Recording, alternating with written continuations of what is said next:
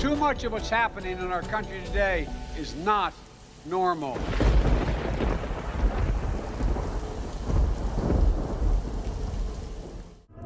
We all know, but still pay insufficient attention to the frightening scenario of a comprehensive cyber, which would bring to a complete halt to the power supply, transportation, hospital services, our society as a whole. The COVID-19 crisis would be seen in this respect as a small disturbance in comparison.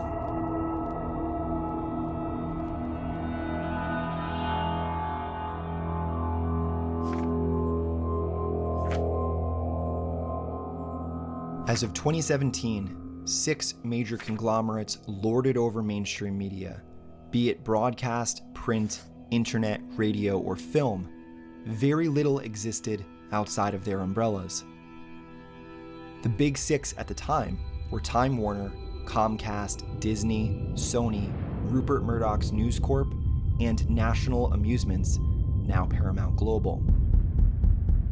It is a stretch to call these companies competitors per se, as even these umbrella companies are all mutually owned by the world's largest institutional investors, asset managers like BlackRock Inc., the Vanguard Group, State Street, and Berkshire Hathaway, whose representatives share mutual agendas and remain regular fixtures in various globalist think tanks. Well, behaviors are going to have to change, and this is one thing we're asking companies. You have to force behaviors, and at BlackRock we are forcing behaviors. You know, what we're doing internally is if you don't achieve these levels of impact, your compensation could be impacted, okay? We're doing the same thing. And so it's just, you have to force behaviors. And if you don't force behaviors, whether it's gender or race, or just any way you want to say the composition of your team, you're going to be impacted. And that's not recruiting, it is development, as Ken said. And ultimately, it's still going to take time, but I am just as much shocked as Ken is that we have not seen more opportunities, and we're going to have to force change.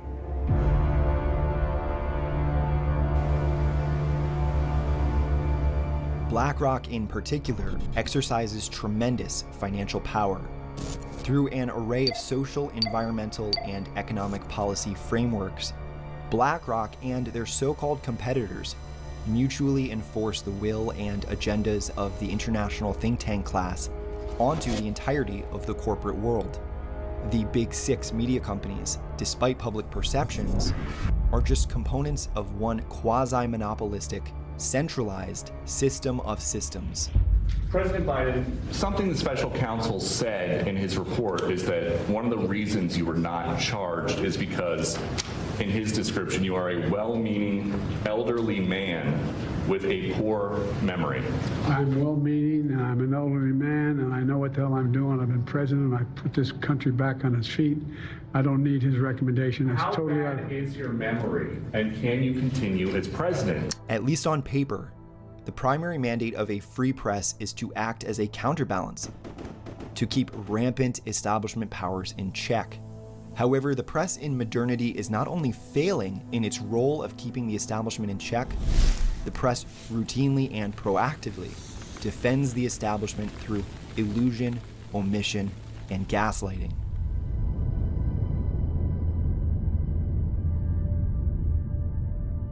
From CIA smuggling to the creation of ISIS to the countless US-backed regime changes worldwide, these topics are well known and discussed throughout the developing world. Yet the average American or news anchor refuses to touch them.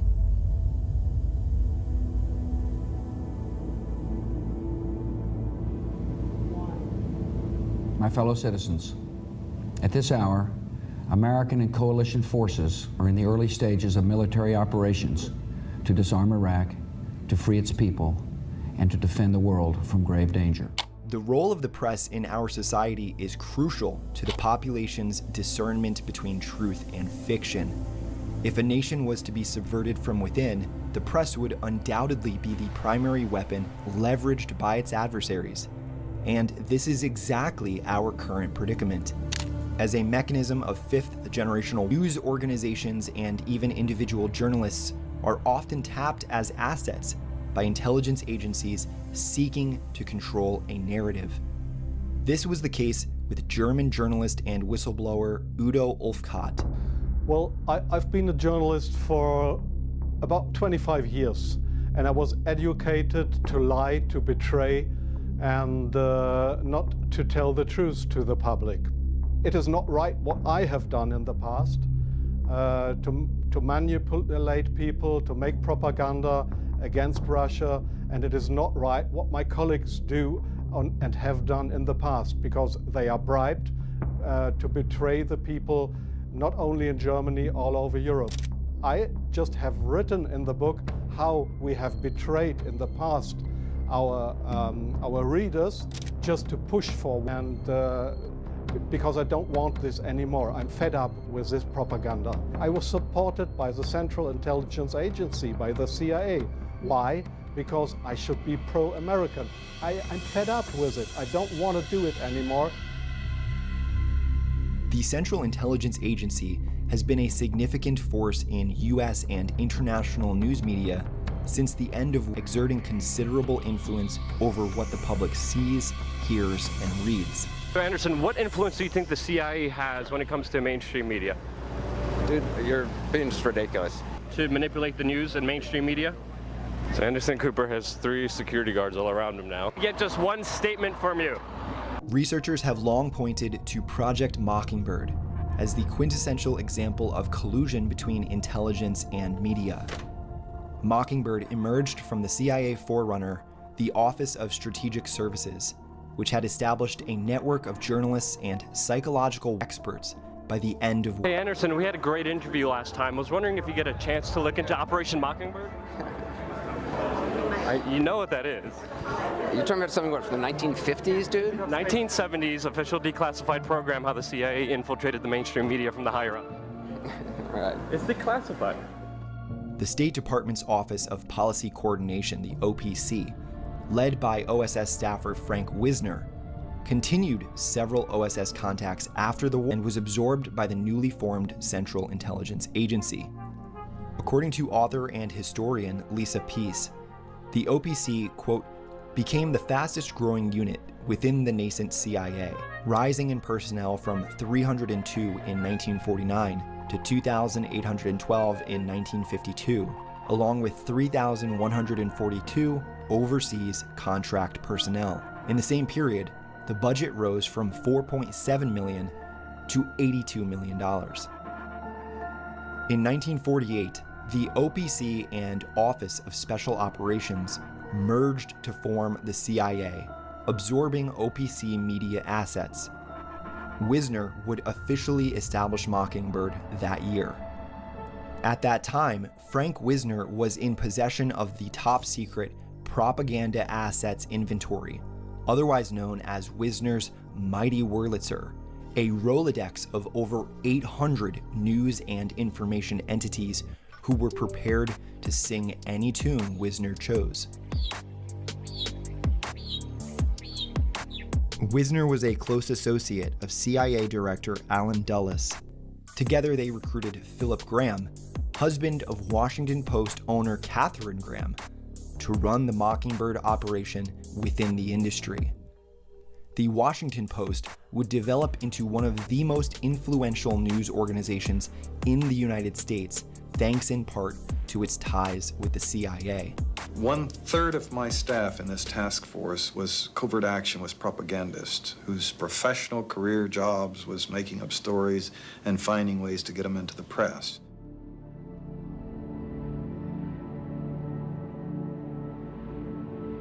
An unofficial biography on Graham's wife, titled Catherine the Great, asserts that, quote, by the early 1950s, Wisner owned respected members of the New York Times, Newsweek, CBS, and other communications vehicles.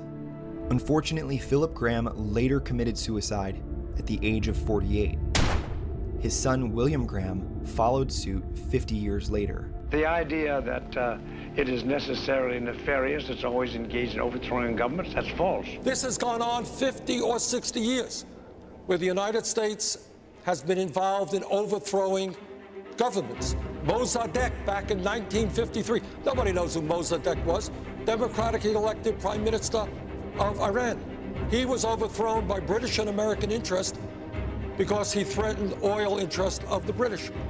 And as a result of that, the Shah of Iran came in, terrible dictator. As a result of that, you had the Iranian Revolution coming in, and that's where we are today. Unintended consequences.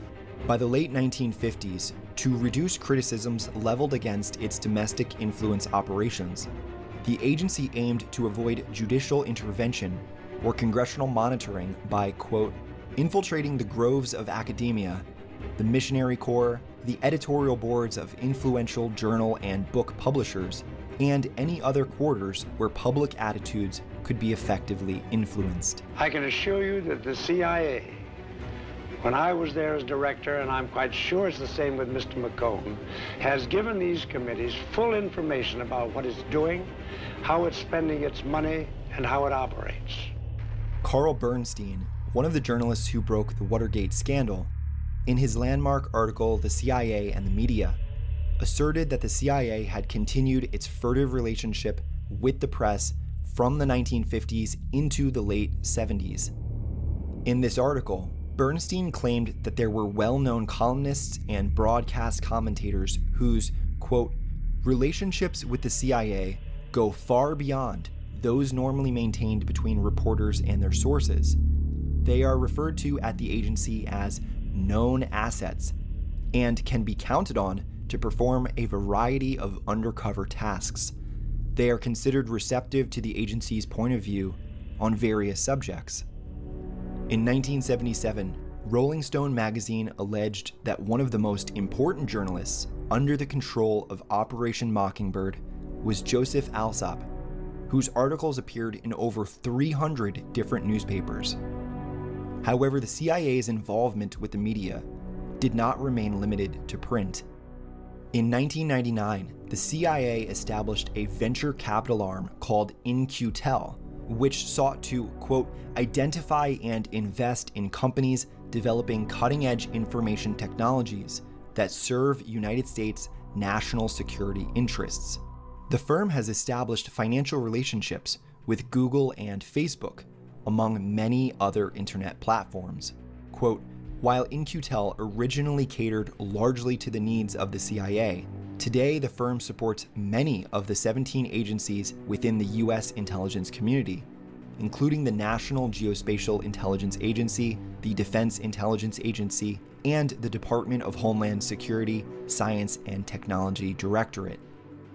In 2012, at an In-Q-Tel meeting, then CIA Director David Petraeus stated that the rapidly developing Internet of Things and smart home appliances would provide the CIA with the ability to spy on any US citizen should they become a person of interest to the spy community. But you believe you're consistent with the statutes, but there isn't any statute that prohibits your interception of domestic communications. I believe that's correct.